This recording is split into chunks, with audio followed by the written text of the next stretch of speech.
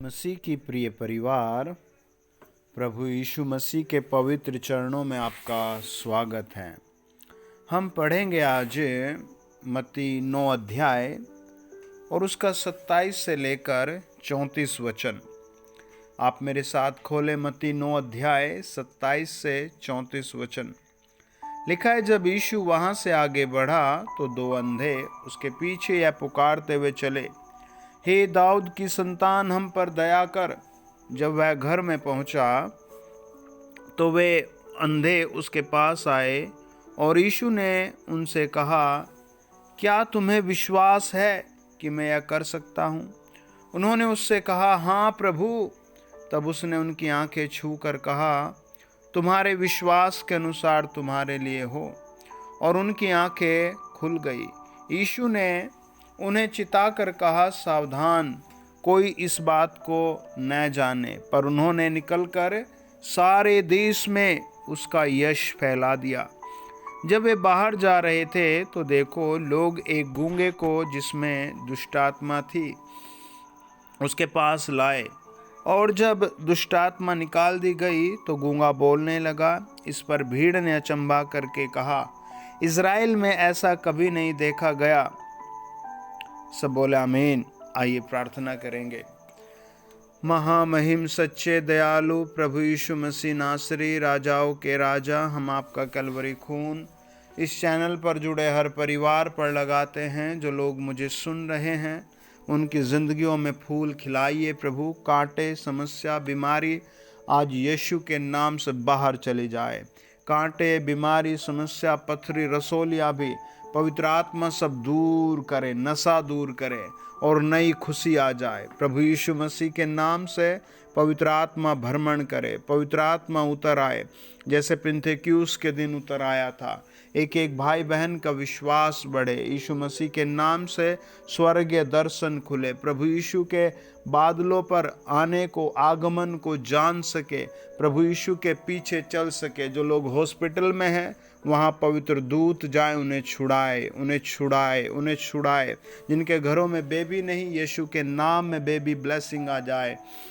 प्रभु का लहू लगाते हैं, प्रभु के चरणों में सौंपते हैं, प्रभु के हाथों में सौंपते हैं। इसी समय स्किन के रोगी चंगे हो जाएं, और कैंसर जाता रहे, फोड़े जाते रहे, दूसरी बीमारियां जाती रहे, गुप्त बीमारियां खत्म हो जाएं। यीशु का लहू लगाते हैं। यीशु मसीह के नाम से सब अपने सरों पर हाथ रख कर कहें, प्रभु यीशु, मैं खुद को तेरे हाथों में सौंपता हूँ। इस बड़े छुटकारे के लिए धन्यवाद, इस चंगाई के लिए धन्यवाद, इस आशीष के लिए धन्यवाद। मेरा नाम स्वर्ग में लिखो और मुझे स्वर्ग के राह पर चलाओ, प्रभु यीशु के नाम में। आमीन, आमीन, आमीन। तो हम देखते हैं प्रियो कि प्रभु यीशु मसीह जा रहे थे तो दो अंधे व्यक्ति प्रभु यीशु मसीह के पीछे आए और चिल्लाकर प्रार्थना करने लगे और कहने लगे, प्रभु यीशु हम पर दया करो। और जब वो घर में पहुँचे तो वो अंधे घर में ही आ गए और उसके पास आए और यीशु से कहा, यीशु मसीह नासरी ने उनसे कहा, क्या तुम्हें विश्वास है कि मैं यह कर सकता हूँ? उन अंधों ने कहा, हाँ प्रभु, हम विश्वास करते हैं। और लिखा, तुरंत प्रभु यीशु मसीह ने उनकी आंखों को छुआ और आंखों से अंधापन तुरंत दूर हो गया। कितनी बड़ी बात है। आज आपके पास भी प्रियो हो सकता है आपके बच्चे पढ़ रहे हैं, उनकी फ़ीस की ज़रूरत है आपको, या फिर आपके बच्चे पढ़ लिख चुके हैं, उन्हें नौकरी की ज़रूरत है ना, या फिर उनकी शादी की ज़रूरत है, या फिर आपको स्वयं अपनी बॉडी में चंगाई की ज़रूरत है, या स्वयं आपको पैसे की ज़रूरत है, या स्वयं आपको नौकरी की ज़रूरत है। आप एक चीज़ को नोट करें, वो दो अंधे बस ये प्रार्थना कर रहे थे कि हे दाऊद की संतान, हम पर दया कर। हे दाऊद की संतान, हम पर दया कर। हे दाऊद की संतान, हम पर दया कर। प्रियो, याद रखो, आज्ञाकारिता के जीवन में आशीष है। प्रभु यीशु मसीह के पीछे आने में आशीष है। प्रभु यीशु मसीह के नाम को लेने में भी आशीष है। प्रभु यीशु मसीह से प्रार्थना करने में भी क्या है? आशीष है। जब हम मत्ती 10 अध्याय को पढ़ते हैं तो लिखा है 1 से लेकर 1 और 2 वचन में, फिर उसने अपने 12 चेलों को पास बुलाकर उन्हें अशुद्ध आत्माओं पर अधिकार दिया कि उन्हें निकाले और सब प्रकार की बीमारियों और सब प्रकार की दुर्लभताओं को दूर करे। बड़े ध्यान से सुने, प्रभु यीशु मसीह ने अपने 12 चेलों को बुलाया और उनसे कहा कि जाओ तुम लोगों पर दया करो, है ना, जाओ तुम लोगों को चंगा करो, है, जाओ तुम लोगों की कमजोरियां दूर करो। देखो क्या क्या है, पहला अशुद्ध आत्माओं पर अधिकार रखे, दूसरा उन्हें निकाले, और फिर सब प्रकार की बीमारियों पर और सब प्रकार की दुर्लभताओं पर। कितनी बीमारियां हैं, है ना, काउंट भी नहीं कर सकते। ब्लड में जब टेस्ट होते हैं तो पता नहीं कैसे कैसे नाम रखे जाते हैं, TLC, फिर होमोग्लोबिन, BP, शुगर, है, टेस्ट के द्वारा, या कैसे वो खून निकाल कर टेस्ट करते हैं और बताते हैं कि ब्लड के अंदर, हड्डियों के अंदर, मांसपेशियों के अंदर प्लेटें कम हो गई, इतनी सारी चीज़ें बताते हैं, है ना। तो अब आप तो सोचेंगे यार, एक तरफ इतना बड़ा मेरे बीमारी का पहाड़ है जो डॉक्टर मुझे रोज़ कहता है असंभव है, इलाज लंबा चलेगा, लेकिन दूसरी तरफ हम देखते हैं प्रभु यीशु ने चेलों को कहा जाओ बीमारों को चंगा करो, है ना। युग चाहे कोई भी हो, आप बस प्रार्थना करते जाएं। आप घर के बेड पर हैं, हॉस्पिटल के बेड पर हैं, या आरामदायक बेड पर हैं, आप बस एक हैबिट बना लें कि आपको प्रार्थना करनी है। आपका प्रार्थना का समय है, आपको प्रभु को धन्यवाद देना है। मैं आपको बताता हूँ, सबसे बड़ा विषय है कि प्रभु यीशु हमारे लिए मारे गए, गाड़े गए और तीसरे दिन जी उठे, और फिर वो एक दिन बादलों पर हमें लेने आएंगे। इस बात को भी अगर आप याद कर करके थैंक्स कर रहे हैं और कह रहे हैं प्रभु तूने मुझे चुना है, तूने मुझे चंगा किया है, तूने मुझे अपने लहू से धोया है, मैं धन्यवाद देता हूँ। भले ही आपका काम नहीं बढ़ा, फिर भी आप धन्यवाद धन्यवाद दे रहे हैं। शैतान शर्मिंदा होगा, शैतान की शक्तियाँ रोएंगी, शैतान का बंधन खत्म होगा और प्रभु यीशु नाम में आप ऊंचे उठेंगे। प्रभु यीशु नाम में आपका जीवन महत्वपूर्ण, ब्लेस और पावरफुल होगा। आज समस्या ये है कि प्रार्थना करने का लोगों का मन नहीं है, वचन पढ़ने का लोगों का मन नहीं है, हैं। आप अपना मन बनाएं, प्रेज द लॉर्ड, आप अपना मन बनाएं, आप अपना समय प्रभु को लगाएं। वचन कहता है, जब हम मत्ती 11 अध्याय 25 से लेकर 30 वचन पढ़ते हैं, उसी समय यीशु ने कहा, हे पिता, स्वर्ग और पृथ्वी के प्रभु, मैं तेरा धन्यवाद करता हूँ कि तूने इन बातों को ज्ञानियों और समझदारों से छिपा रखा और बालकों पर प्रकट किया, है ना। कितनी इंटरेस्टिंग बात है ना। पता है दोस्तों, मानो आप अपने सूझ के लिए प्रार्थना कर रहे हैं, प्रभु मुझे बढ़िया सूझ दिला दे, या आप अपने बिजनेस के लिए प्रार्थना कर रहे हैं और वो काम नहीं हुआ बहुत दिनों से, या आप प्रार्थना कर रहे हैं अपनी आँखों के लिए, मतलब एक किसी बड़े विषय के लिए प्रार्थना कर रहे हैं और वो नहीं हो रहा है, तो बार बार आपको गुस्सा आएगा, प्रभु मेरी ही नहीं सुनता, सबकी सुनता है, इस आदमी को 10 आशीष आ गई, मेरी नहीं सुनता। आप ध्यान से देखें कि आपके पीछे प्रभु ने क्या क्या आशीष दिया आपको, है ना। आपको क्या क्या प्रभु ने आशीषों में जोड़ दिया, है ना। कई बार मैं सोचता हूँ कि अगर हम प्रभु के पास ना होते, यीशु मसीह का वचन हमारे हाथ में ना होता, तो हम भी कहीं ना कहीं शराब में, बीड़ी में, भांग में, लड़ाई में, इन सब में, गुस्से में ही रहते। एक भाई प्रार्थना में आते हैं, वो जब प्रभु में नहीं थे तो वो घड़ी भर में अपने भाइयों को पीट देते, घड़ी भर में अपने पिता पर भी हाथ उठाते, घड़ी भर में वो अपने पड़ोसियों को छेद देते थे। लेकिन जब से वो प्रभु में आए हैं, अब वो नरम और सोबर हो गए हैं। बाहर लोग लड़ते रहते, वो प्रार्थना में रहता है। एक दिन उसका पिता खुद कह रहा था, और प्रभु यीशु ने बहुत बड़ा काम कर दिया, मेरे बेटे को इतना अच्छा कर दिया, मैं बहुत आभारी हूँ। प्रभु यीशु ने कहा, हे पिता, स्वर्ग और पृथ्वी के प्रभु, मैं तेरा धन्यवाद करता हूँ कि तूने इन बातों को ज्ञानियों और समझदारों से छिपा रखा और बालकों पर प्रकट किया, है ना। आप भी बार बार धन्यवाद करें, प्रभु तूने मुझे वचन दे दिया, तूने मेरा नाम स्वर्ग में लिख लिया, प्रभु यीशु तेरा धन्यवाद, प्रभु यीशु तेरा धन्यवाद। हाँ हे पिता, क्योंकि तुझे यही अच्छा लगा। मेरे पिता ने मुझे सब कुछ सौंपा है। ध्यान से देखो, मत्ती 11 अध्याय उसका 27 वचन कहता है सब कुछ प्रभु यीशु के हाथ में है ना। कोई पुत्र को नहीं जानता केवल पिता, और कोई पिता को नहीं जानता केवल पुत्र, और वह जिस पर पुत्र उसे प्रकट करना चाहे। 11 अध्याय का 28 वचन कहता है, हे सब परिश्रम करने वालों और बोझ से दबे हुए लोगों, मेरे पास आओ, मैं तुम्हें विश्राम दूंगा। है ना। मैं फिर कहता हूँ, आप प्रभु के पास आए। आमीन। आज आपके लिए बहुत अच्छी आशीष आ रही। आमीन। आपका दबा हुआ खोआ हुआ भाग आपको मिलेगा। आप प्रभु के पास आ जाए। कहता है, हे सब परिश्रम करने वालों और बोझ से दबे हुए लोगों, मेरे पास आओ, मैं तुम्हें विश्राम दूंगा।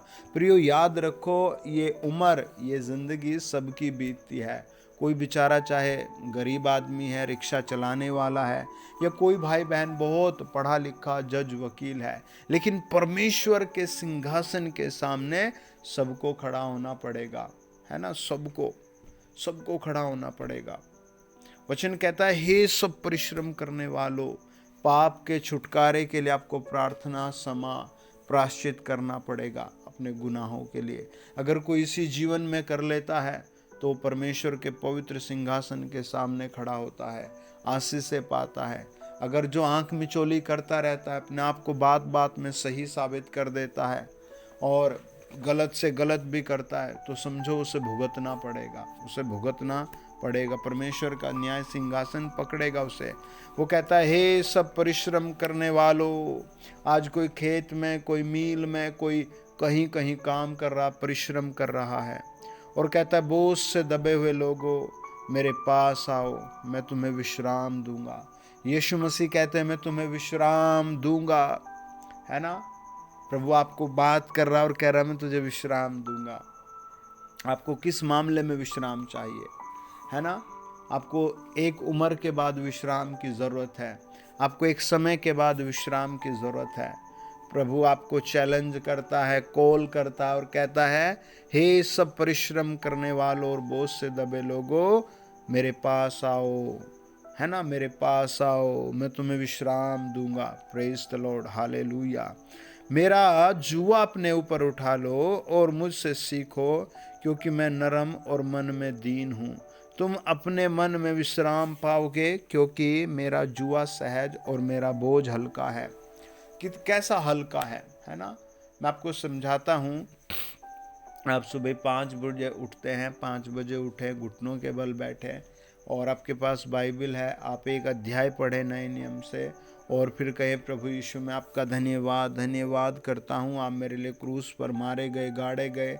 मैं आपका धन्यवाद करता हूँ, आपने मुझे चुना है। मैं आपका धन्यवाद करता हूँ प्रभु। पूरा दिन मैं आपके हाथों में सौंपता हूँ। मुझे लड़ाई से, दुर्घटना से, दुष्ट के हमलों से बचाना। जिन जिन कामों में मैं हाथ लगाऊँ, आप उनमें सफल करना। मेरे पिता, मैं सब कुछ तेरे हाथों में सौंपता हूँ। मैं प्रार्थना करता हूँ, आप अपने दूत भेजकर पूरा दिन मेरी रक्षा मदद करें। आमीन।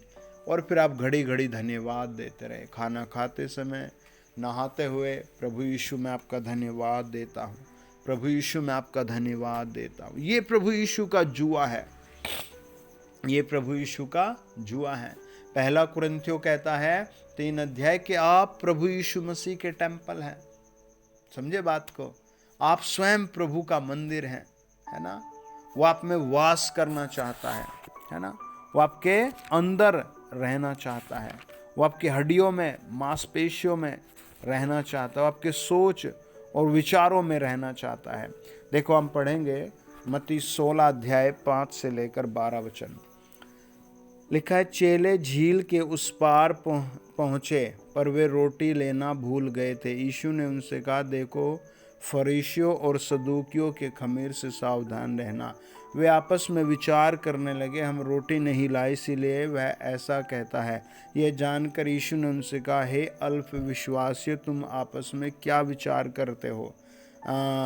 हमारे पास रोटी नहीं, क्या तुम अब तक नहीं समझे? क्या तुम्हें उन 5,000 की 5 रोटियां स्मरण नहीं, और न यह कि तुमने कितनी टोकरियां उठाई थी, और न 4,000 की 7 रोटियां, और न यह कि तुमने कितने टोकरे उठाए थे। तुम क्यों नहीं समझते कि मैंने तुमसे रोटियों के विषय में नहीं कहा, परंतु यह कि तुम फरीसियों और सदूकियों के खमीर से सावधान रहना। तब उनकी समझ में आया कि उसने रोटियों के खमीर से नहीं, पर फरीसियों और सदूकियों की शिक्षा से सावधान रहने को कहा था। है ना। मैं बताता हूँ, एक बार एक बहन मुझे प्रार्थना में मिली और बेचारी के लिए हमने देखा उसके हाथों पर लील पड़े हैं, पैरों पर, और लील का मतलब होता है चोट के निशान। अब हम भी ना पूछ पाए बहन क्या हुआ आपको, है ना, ये कैसे निशान है, और बस हम प्रार्थना करना चालू कर देते हैं। और हमने जैसे प्रार्थना किया, प्रभु यीशु को याद किया, तो अचानक कांपने लगी, चिल्लाने लगी। हमने कहा बहन क्या हुआ, है ना। फिर बहन तो नहीं बोली, उसके अंदर छिपी दुष्ट आत्माएं बोले। उसने कहा मैं इसे 9 साल से बर्बाद कर रहा हूँ, और हम एक नहीं 14,000 हैं हम, और हमारे कुछ साथी बाहर इसके घर में हैं, कुछ बाहर गेट पर हैं, हम तो यहाँ थोड़े ही पकड़े गए हैं। मैंने कहा किसने पकड़ लिया। उसने कहा हम यीशु मसीह ने पकड़ लिया हमको, हम बहुत ताकतवर हैं। फिर वो बेचारी बताने लगी, वो दुष्ट आत्माएं कहने लगी हमें आग में मत भेजो। दूसरा पत्रस 2 अध्याय 4 वचन, यहूदा की पत्री 1 अध्याय 6 वचन कहता है प्रभु यीशु मसीह दुष्ट आत्माओं को अंधेरे कुंड में फेंक देता है। वो रो रो कर कहने लगी हमें अंधेरे कुंड में मत भेजो, हमें अंधेरे कुंड में मत भेजो। इफिसियों 6 अध्याय 10, 11, 12 वचन कहता है शैतान की बहुत सारी युक्तियां हैं, लेकिन वो प्रार्थनाओं के माध्यम से बदल जाती है, भस्म हो जाती है। शैतान रोने लगा, चिल्लाने लगा। हम इसे वहाँ लेकर गए, ये एक ऐसे आदमी के पास गए, तांत्रिक के पास गए। उसने देख इसे पीट पीट कर क्या किया। आज भी हम इसे रेलवे के एक्सीडेंट में मार देते पुल पर, लेकिन तुम प्रार्थना कर रहे थे इसलिए से यहाँ आना पड़ा। प्रभु के दूत हमें खींच कर यहाँ लाए, और फिर उसके लिए प्रार्थना किया। वो नाक रगड़ कर गई। फिर उसने बता, बेचारी बहन ने रो रही थी, उसके गाल आंसू से भरे हुए थे, आंखें आंसू से भरी हुई थी। कहती थी भाई सब मुझे हर कहीं मैं जहाँ जाऊँ मुझे पीटते, बाल पकड़कर छड़ी से मारते, लोहे की संखल से मारते, एक गरम वो होता है कड़छी बोलते हैं कुछ ऐसा, उससे मुझे पीटते, और कहते दुष्टात्मा दुष्टात्मा। लेकिन आपने पहली बार बस मेरे सर पर हाथ रखकर प्रार्थना किया, मुझे प्रभु यीशु के हाथ में सौंपा, मैं बहुत खुश हूँ, मेरा आज छुटकारा हो गया, मैं धन्यवाद देती हूँ। तो ऐसी चीज़ों के लिए प्रभु उनको बता रहे थे कि तुम्हारा अब जुआ बदल गया है, अब तुम्हें ये सब नहीं करना, फरीसी और सदूकियों के जैसे काम नहीं करने। अब तो तुम्हें इस वचन में मजबूत होना है, इन प्रतिज्ञाओं में मजबूत होना है, इस वचन की सेवा में मजबूत होना है, इस प्रभु यीशु के अनुग्रह में मजबूत होना है, प्रभावशाली बनना है ना। प्रियो, आपके पास बहुत कमी हो सकती है, बहुत डर हो सकता है, लेकिन आप याद रखो यीशु मसीह आपसे प्यार करता है ना। यीशु मसीह आपसे प्यार करता है। बाइबल कहती है, जब हम मत्ती 17 अध्याय 24 से लेकर 27 वचन पढ़ते हैं, जब वे कफरनहूम पहुँचे तो मंदिर का कर लेने वालों ने पतरस के पास आकर पूछा, क्या तुम्हारा गुरु मंदिर का कर नहीं देता? उसने कहा, हाँ देता है। जब वह घर में आया तो यीशु ने उससे पूछने से पहले ही उससे कहा, हे शमौन तू क्या सोचता है? यीशु के पृथ्वी के राजा महसूल या कर किन से लेते हैं, अपने पुत्रों से या परायों से? पतरस ने उससे कहा, परायों से। यीशु ने उनसे कहा, तो पुत्र बच गए, तो भी इसलिए कि हम उन्हें ठोकर न खिलाए। तू झील के किनारे जाकर बंसी डाल, और जो मछली पहले निकले उसे ले, उसका मुंह खोलने पर तुझे 1 सिक्का मिलेगा, उसी को लेकर मेरे और अपने बदले उन्हें दे दे। है कितना बड़ा काम प्रभु ने पतरस के लिए किया। आपको प्रभु के साथ बने रहना है, आमीन। इस चैनल पर जुड़े रहना है। आइए प्रार्थना करें एक बार और अपने हाथ उठाओ। फादर, हम आपके आभारी हैं इस वचन के लिए, और आज के इस सेशन पर आपने आशीष दी। मैं धन्यवाद देता हूँ, जितने लोग जुड़े हुए हैं उनके लिए एक बड़ी अपॉर्चुनिटी आपने भेज दी, एक बड़ी आशीष आपने भेज दी। सब कहे आमीन आमीन। God bless you dear family. अगर आप चैनल पर पहली बार आए हैं तो आप चैनल सब्सक्राइब करें और प्रभु यीशु मसीह का धन्यवाद करें, एक एक वचन को सुने और थैंक्स करें। चैनल पर बने रहें और सेवा में साझेदारी करने के लिए इस QR कोड के माध्यम से आप सेवा में दान भेजें। जब आप सेवा में दान भेजते हैं, सेवा में साझेदारी करते हैं, तो प्रभु के वचन आपकी ज़िंदगी में पूरे होते हैं, यीशु के साथ जुड़ जाते हैं आप। God bless you. आप बहुत ऊंचे होंगे, बहुत सामर्थ्य होंगे। प्रभु यीशु के दूसरे आगमन में आप पहुंचेंगे। बोले आमीन। God bless you.